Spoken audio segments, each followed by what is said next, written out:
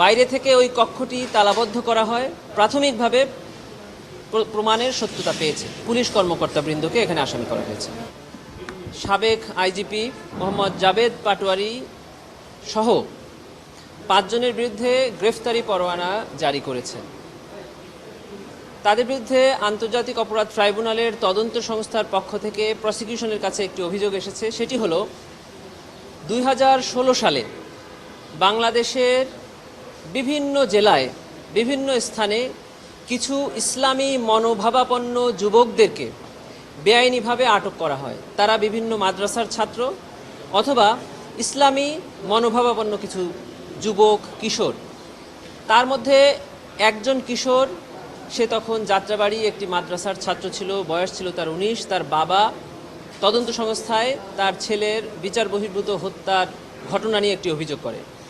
ওই ঘটনা তদন্ত সংস্থা পেয়েছে যে 2016 সালে এরকম সারা বাংলাদেশ থেকে এরকম ইসলামী মনোভাবাপন্ন 6 জন যুবককে গ্রেফতার করে গাজীপুরের জয়দেবপুর এলাকার একটি ভাড়া বাসার দোতলার একটি কক্ষে তাদেরকে রাখা হয়।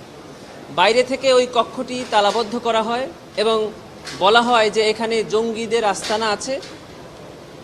সিটিটিসি এবং সোয়াতের 2টি টিম এই বাসায় একটি অপারেশন করে মর্মে দেখায় এবং সরাসরি এই আবদ্ধরত 6 জন যুবককে গুলি করে বিচার বহির্ভূতভাবে হত্যা করে।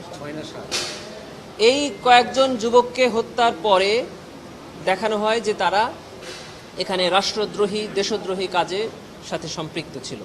এই ঘটনায় এটিকে ইনফোর্স ডিসঅ্যাপিয়ারেন্স অর্থাৎ গুম এবং বিচার বহির্ভূত হত্যার অপরাধ, যেটি মানবতা বিরোধী অপরাধেরই একটি অংশ হিসাবে তদন্ত সংস্থা প্রাথমিকভাবে প্রমাণের সত্যতা পেয়েছে।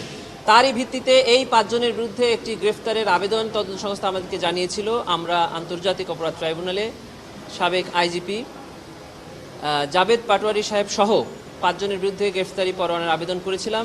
মাননীয় ট্রাইব্যুনাল তাদের বিরুদ্ধে গ্রেফতারি পরোয়ানা জারি করেছেন। জি, তদন্ত সংস্থা আমাদের কাছে এই আবেদন করেছিল। না, বলা হয়েছে যে ইমিডিয়েটলি যখনই তাদেরকে যেখানেই পাওয়া হবে তাদের গ্রেফতার করে 24 ঘন্টার মধ্যে ট্রাইব্যুনালে হাজির করার জন্য বলা হয়েছে। না, আমরা তাদের গ্রেফতারের স্বার্থে এই প্রধান আসামি ছাড়া আর বাকিদের নাম বলছি না। তাদের পরিচয় হলো যে সকল জায়গা থেকে এই যুবকদেরকে বেআইনিভাবে আটক করা হয়েছিল সেখানে এবং যেখানে অপারেশনটা চালানো হয়েছে সেখানের পুলিশ কর্মকর্তাবৃন্দকে এখানে আসামি করা হয়েছে।